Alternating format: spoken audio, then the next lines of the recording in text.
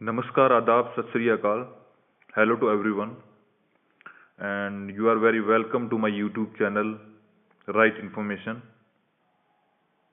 तो जो भी दोस्त ये वीडियो मेरा फर्स्ट टाइम देख रहा है उनको मैं बता दूं, बाकी जिन्होंने देखा उनको तो पता ही है कि मैंने अभी 2 वीडियोस बनाए थे पेट्रोल पंप से रिलेटेड और काफ़ी अच्छा रिस्पांस मिला लोगों का उन पे। तो उसमें आप जाके देख सकते हैं कि जो मैंने फर्स्ट वीडियो बनाया था उसमें मैंने ड्रा से रिलेटेड और जो डॉक्यूमेंट्स चाहिएंगे आपको उससे काफ़ी पूरी इन्फॉर्मेशन दी गई है, जितनी मतलब जो भी डाउट्स लोगों के रहते हैं उसमें क्लियर करने की कोशिश की है। और उसके बाद फिर मैंने एक इम्पोर्टेंट टॉपिक पे भी वीडियो बनाया जिसका टॉपिक था LEC, ज़मीन की जांच। उससे रिलेटेड भी लोगों के काफ़ी डाउट्स थे, तो मैंने उसमें कोशिश की है कि लोगों के डाउट्स क्लियर हों। तो जिन्होंने भी नहीं देखे हैं और जिनके जो भी डाउट्स हैं अगर है तो वो मेरे चैनल में जाके वो वीडियोस दोनों देख सकता है। और जिन्होंने अभी तक ये चैनल सब्सक्राइब नहीं किया है तो प्लीज़ आपसे मैं रिक्वेस्ट करता हूँ सब्सक्राइब कर लीजिए। ये वीडियोस मैं आपके लिए ही बना रहा हूँ। ये पेट्रोल पंप से रिलेटेड जो भी इन्फॉर्मेशंस मेरे पास है मैं आपको दे रहा हूँ। जो भी इन्फॉर्मेशन मैं आपको दूंगा उसमें कोई दिक्कत नहीं आएगी, जो बिल्कुल सही रहेगी वही आपको मैं बता रहा हूँ। तो इधर उधर फ़ोन करने की बजाय आप ये वीडियोस देखिए, हर टॉपिक पे जिसमें भी आपको डाउट्स है वो ये वीडियोस देखिए, आपके डाउट्स क्लियर होंगे। तो सब्सक्राइब करने का ये फ़ायदा है कि आपको जब भी मैं कोई वीडियो या जब भी कोई इन्फॉर्मेशन डालूंगा तो आपको उसका नोटिफिकेशन मिल जाएगा और आप वो वीडियो देख पाएंगे। अगर सब्सक्राइब नहीं किया होगा तो वो वीडियो यूट्यूब में काफ़ी सारे ऐसे वीडियोज़ हैं जिसमें आपको ये वीडियो नहीं दिखेगा और शायद आपकी कोई जो भी आपका डाउट्स रहेगा वो आपका क्लियर ना हो पाए, तो मैं ये नहीं चाहूँगा। तो प्लीज़ आप सब्सक्राइब कीजिए इस चैनल को। तो दोस्तों आज के इस वीडियो में हम बात करेंगे आचार संहिता का क्या इफ़ेक्ट हो रहा है पेट्रोल पंप इंडस्ट्री पे। जिन्होंने भी अप्लाई किया है उनका क्या इफ़ेक्ट हो रहा है, उसका इफ़ेक्ट हो रहा है या नहीं हो रहा है, उस बात पे अपन थोड़ी बात करेंगे। और थोड़ी बात मैं उन पे भी करूँगा जो मैंने लास्ट वीडियोस बनाए उनमें काफ़ी कुछ जानकारियाँ रह गई।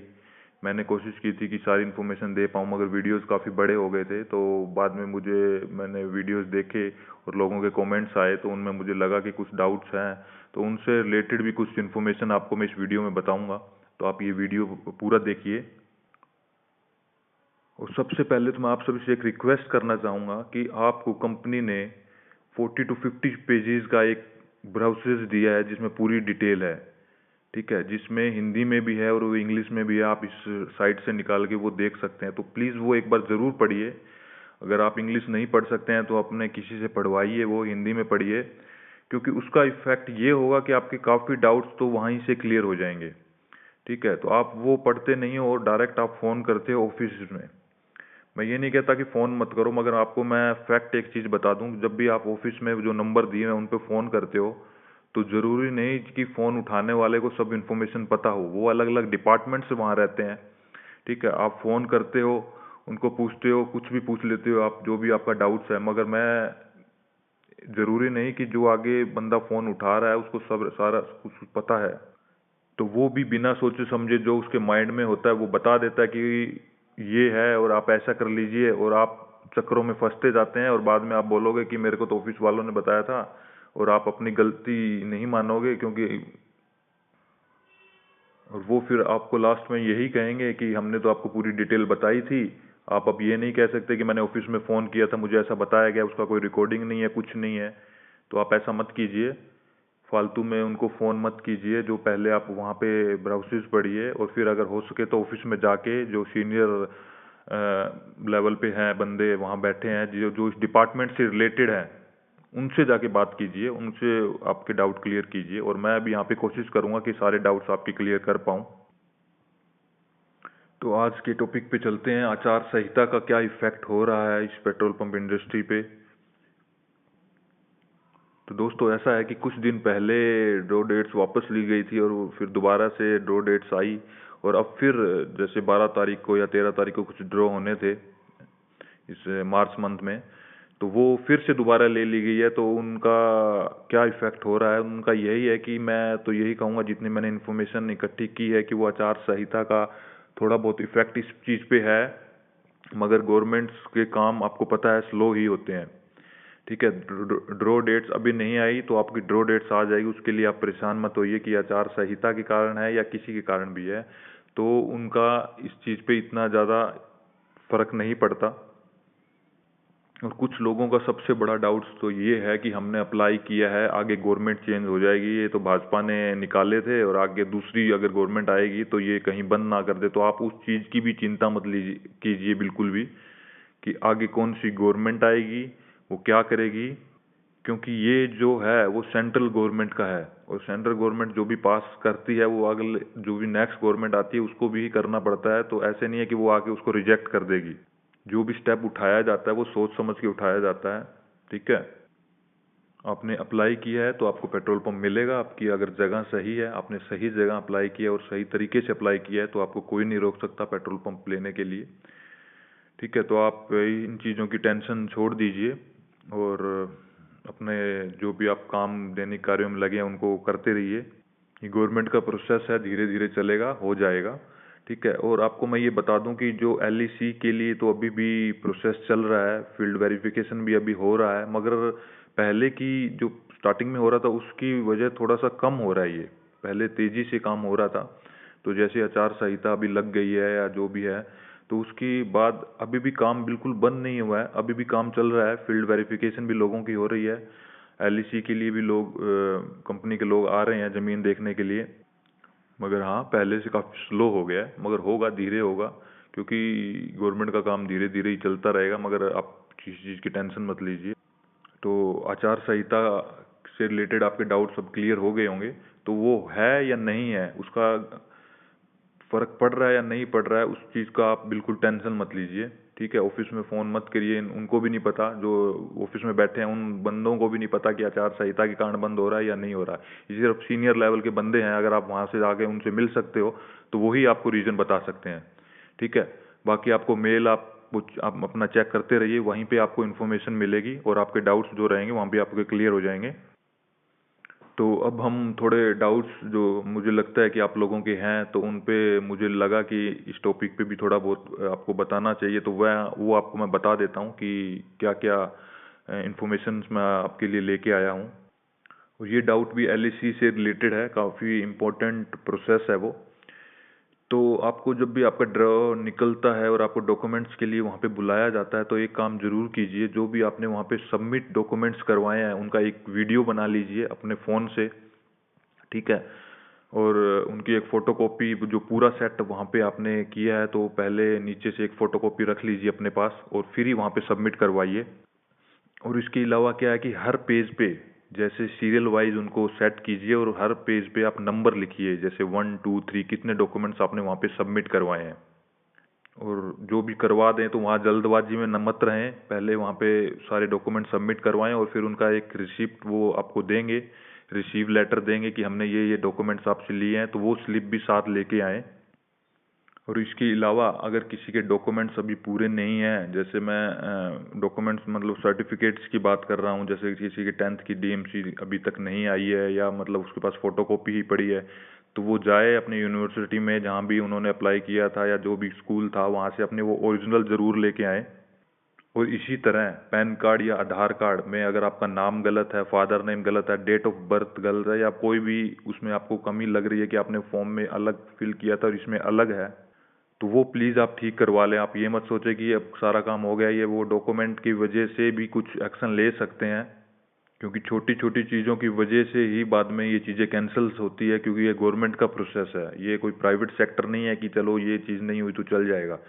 उनको भी ये नहीं पड़ा कि हाँ अपना पेट्रोल पंप इनको देना है, उनका कोई प्रॉफिट नहीं है। जो गवर्नमेंट के एम्प्लॉई है उनको सैलरी मिलती है, उनका प्रोसेस के थ्रू ही वो चलेंगे। तो वो आप डॉक्यूमेंट्स जो भी हैं एक बार क्लियर कर लीजिए, जो भी है उनको ठीक कर लीजिए, रेक्टिफाई कर लीजिए उनको। इन चीज़ों पे ध्यान मत दीजिए कि अभी तक ड्रॉ नहीं हुआ है या फिर अभी तक एलआईसी के लिए नहीं आया है। लोग बोलते हैं कि सर मुझे 2 महीने हो गए हैं, मैंने सिक्योरिटी डिपॉजिट करवाया था और डॉक्यूमेंट्स भी दे दिए, अभी तक एलआईसी के लिए नहीं आया है। तो आपका प्रोसेस चल रहा है, आपका कोई रिजेक्ट नहीं हुआ है। अगर कुछ होगा तो आपको मेल आएगा पहले। आप उन बातों पे ध्यान दीजिए या वो डॉक्यूमेंट्स पूरे कीजिए जो अभी आपके पास नहीं है, क्योंकि वो आने के बाद प्रोसेस एकदम से इतना जल्दी होगा कि आपको टाइम ही नहीं मिलेगा कि डॉक्यूमेंट्स मैं कब लाऊं और कैसे वहाँ पे सबमिट करूं या कैसे उनको दिखाऊं। तो अपने जितने भी डॉक्यूमेंट्स हैं उनको पूरा रेक्टिफाई करवा के, उनको पूरा प्रिपेयर करवा के उनको अपने पास रखो। ओरिजिनल जो जो भी आपने फ़ोटोकॉपी जिसकी वहाँ सबमिट करवाई है उसके ओरिजिनल अपने पास रखो।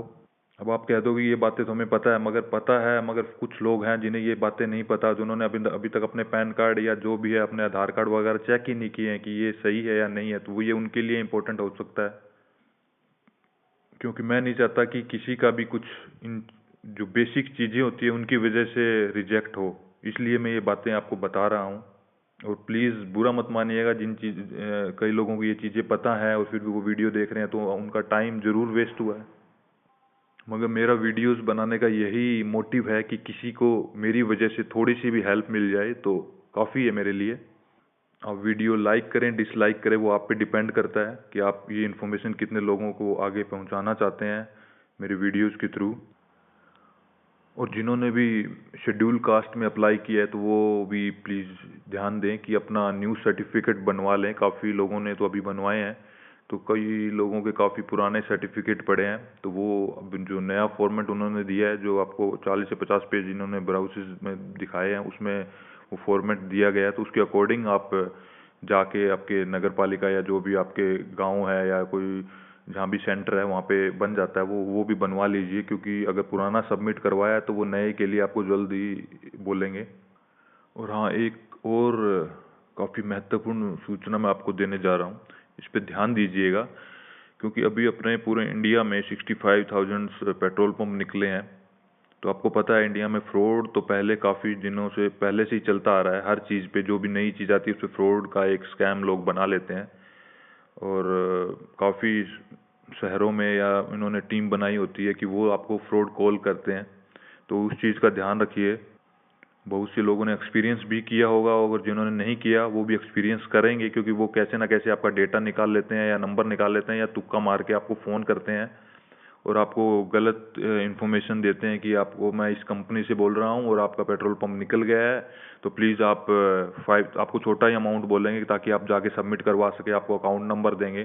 तो इन चीज़ों से ध्यान रखिए। आपको अगर कोई भी मेल आता है तो उस मेल को पहले चेक कीजिए कि वो कंपनी के पोर्टल से ही आया है या नहीं आया है। जैसे HPCL या BPCL या IOC जो भी कंपनी आपको मेल करेगी, ठीक है, तो वहाँ पे उन कंपनी का खुद का पोर्टल से वो मेल आएगा। कि ऐसे नहीं कि आपको जीमेल या याहू इन चीज़ों से मेल आ जाए। वहाँ से आपको कोई मेल नहीं करेगा कंपनी का कोई भी अधिकारी, आपको डायरेक्ट मेल आएगा तो कंपनी के पोर्टल से आएगा। वो ज़रूर चेक कर ले, मेल चेक कर ले। और अगर आपको फ़ोन कॉल्स आते हैं, उनसे बात कीजिए और फिर दोबारा उस नंबर को एक बार आप ट्राई कीजिए कि ये ऑफिस का नंबर है या नहीं है। कई बार ये भी होता है कि चलो कंपनी के ऑफिसर्स भी फ़ोन करते हैं, ठीक है, मगर वो कोई आपको ऐसे नहीं कहेंगे कि आप इतना पैसा सबमिट करवा दीजिए या मुझे दे दीजिए, या मैं कोई आपको अधिकारी भेज रहा हूँ उसको आप हैंड ओवर कर दीजिए। ठीक है, कि मोबाइल नंबर से भी फ़ोन आ सकता है, क्योंकि जो सेल्स ऑफिसर रहते हैं वो मोबाइल नंबर से ही आपको फ़ोन करेंगे। तो उसकी एक बार जांच कर लीजिए। ऑफिस का जो लैंडलाइन नंबर दिया है वहाँ पे फ़ोन करके पूछिए कि इस नंबर से मुझे फ़ोन आया है और ये इस बंदे का नाम है, तो ये आपका सेल्स ऑफिसर है या नहीं है। और बाकी जो भी आपको वो डॉक्यूमेंट्स बोलेगा या जो भी बोला तो आपको ऑफिस में जाके सबमिट करवाने हैं। तो ऑफिस में जाके एक बार मिल लीजिए, कोई दिक्कत नहीं है। मगर किसी पे भी आंख बंद करके यकीन मत कीजिए। और काफ़ी लोग आपको ऐसे भी मिलेंगे इस इंडस्ट्री में कि मैं आपका मैं सिलेक्ट करवा देता हूँ, आपकी मैं LEC है जो अगर कोई होगा तो मैं आपको क्लियर करवा दूँ। ऐसा कुछ नहीं है दोस्तों, किसी के भी झांसे में मत आएँ। अगर कंपनी का कोई एम्प्लॉय या कोई भी आपको बोलता है कि मैं ऐसे करवा दूंगा, तो उस पर भी विश्वास मत कीजिए। वो आपको सिर्फ तीर तुक्के के हिसाब से बताएगा, और आपका हो गया तो आपसे पैसे ले लेगा, और अगर नहीं हुआ तो बोलेगा कि ये नहीं हो पाया, आई एम सॉरी। तो इन चीज़ों में संचेत रहिए थोड़ा। अपना दिमाग को काम में लाइए कि ये चीज़ें फ्रॉड हो सकती है। ये काफ़ी इंपॉर्टेंट चीज़ें हैं। और हाँ दोस्तों, अगर आपका कोई काफ़ी ऐसा डाउट है जो क्लियर नहीं हो पाया, जो मेरे वीडियो से भी नहीं हुआ या किसी और से भी क्लियर नहीं हुआ, तो उसको आप ऐसे ही किसी से मत पूछिए। आपने डायरेक्ट फ़ोन कर लिया और आपको बता दिया कि आपका क्लियर है। आपको अगर लगता है कि वो डाउट्स है जो काफ़ी बड़ा है या बाद में परेशानी मुझे कर सकता है, तो आप प्लीज़, आपसे मैं सबसे रिक्वेस्ट करूँगा कि आप ऑफिस में जाइए और कोई सीनियर जो ऑफिसर वहाँ पे बैठे हैं, जो इससे रिलेटेड हैं, जो मतलब इस प्रोसेस में काम कर रहे हैं, उनसे जाके मिलिए और वही आपको ये क्लियर बता पाएंगे। क्योंकि मैंने देखा है कि यूट्यूब पे काफ़ी लोगों ने वीडियो डाल रखे हैं, इतने वीडियोस डाल रखे हैं, मैंने भी उनके वीडियोस देखे हैं। ये नहीं बोलता कि वो सही इन्फॉर्मेशन नहीं दे रहे, सब अच्छे इन्फॉर्मेशन दे रहे हैं, बढ़िया बता रहे हैं सब लोगों को, किसी की मैं बुराई नहीं करूँगा। मगर उनमें भी कुछ चीज़ें ऐसी होती हैं जो सच नहीं है, वो वैसे ही वीडियो के चक्कर में आपको बता देंगे और फिर आप उन्हीं के विश्वास कर लोगे और फिर कोई दिक्कत। मैं तो ये कहता हूँ कि मेरे पे भी विश्वास मत कीजिए। आपको लगता है कि मैं कुछ चीज़ें ऐसे बता रहा हूँ जिनमें आपको दिक्कत हो सकती है, तो मैं आपसे रिक्वेस्ट करता हूँ आप जाइए, उनके जो भी उनका रीजनल ऑफिस है वहाँ जाइए और वहाँ पे भी हर अधिकारी से मत मिलिए, जो भी वहाँ काफ़ी बैठे होते हैं, हर किसी से बात मत कीजिए। जो एक सीनियर लेवल पे होता है उसके पास भी जब भी जाइए जब आपका डाउट्स क्लियर ना हो। छोटी छोटी बातों से तो कोई फ़ायदा नहीं है जाने का। तो आपका अगर कोई मेजर प्रॉब्लम है जो आपको मिल ही नहीं पा रहा है, हर तरह से आपने कोशिश कर ली, वो डाउट्स क्लियर ही नहीं हो पा रहा है, ऐसे भी डाउट्स हैं काफ़ी लोगों के, ठीक है, तो आप वहाँ पे मिलिए, उनसे अपॉइंटमेंट लीजिए और फिर उनसे पूछिए कि सर मेरी ये दिक्कत है या नहीं हो सकती। तो आज का वीडियो मैं यहीं पे समाप्त करता हूँ। तो जिन्होंने भी मेरा वीडियो देखा है, जिनके डाउट्स क्लियर नहीं हुए हैं, तो मैं और कोशिश करूँगा कि और इन्फॉर्मेशन निकाल पाऊँ। आप कमेंट कीजिएगा कि मैं आपको बता पाऊँ। आप मुझे मेल भी कर सकते हैं reliancepetro111@gmail.com। तो अगर आपका काफ़ी बड़ा केस है तो आप मुझे वहाँ पे भी मेल कर सकते हैं, तो मैं कोशिश करूँगा कि आपकी वो इन्फॉर्मेशन मैं निकाल लूँ और आपको मैं सही तरह से इन्फॉर्मेशन दे सकूँ। बाकी आप ऑफिस में जाके, जो भी इनके ऑफिस है वहाँ पे जाके मिल सकते हैं। तो जिन्होंने भी मेरा ये वीडियो देखा या पहले की वीडियोस देखे, जिनके डाउट्स अभी भी क्लियर नहीं हुए हैं, तो प्लीज़ मुझे गाली मत दीजिएगा कि यार इतना वीडियो मैंने देख लिया और वो होता है कि मैं सारे डाउट्स मैं भी नहीं क्लियर कर सकता, ठीक है। तो जिन्होंने भी ये मेरा वीडियो देखा उनका बहुत बहुत धन्यवाद और आगे भी आपके लिए मैं अच्छी इन्फॉर्मेशन लेके आता रहूँगा। तो जिन्होंने सब्सक्राइब नहीं किया है प्लीज़ मेरा चैनल सब्सक्राइब कर लीजिए और प्लीज़ शेयर कीजिए वीडियोस। आपने अगर पेट्रोल पंप नहीं भरा है या आपके किसी रिलेटिव ने भरा है या उसके कोई डाउट्स है तो उसको भी एक बार ये वीडियो दिखाइए ताकि उसके डाउट्स क्लियर हो सके। ना चाहते हुए मेरे वीडियोस काफ़ी बड़े हो जाते हैं, क्योंकि मैं जितनी इन्फॉर्मेशन आती रहती है वो बताता रहता हूँ। अब भी काफ़ी इन्फॉर्मेशन है मगर इतनी नहीं बता सकता क्योंकि वीडियो काफ़ी लंबा हो जाएगा तो लोग नहीं देखेंगे, तो आधी इन्फॉर्मेशन उनको नहीं मिल पाएगी। तो नेक्स्ट वीडियो लेके आऊँगा जो भी इन्फॉर्मेशन मुझे लगेगी कि ये डाउट्स लोगों के हो सकते हैं ज़मीन से रिलेटेड, या फिर ग्रुप 1 ग्रुप 2 या ग्रुप 3, या जो भी मतलब मुझे लगेगा कि हाँ ये डाउट्स लोगों के मेजर डाउट्स हो सकते हैं जिनसे उनकी हेल्प हो सके, तो वो वीडियो मैं अगले अपने नेक्स्ट वीडियो में वो लेके आऊँगा, वो इन्फॉर्मेशन सारी आपको बताऊँगा। तो thank you very much for watching this video. Okay, bye bye, good night.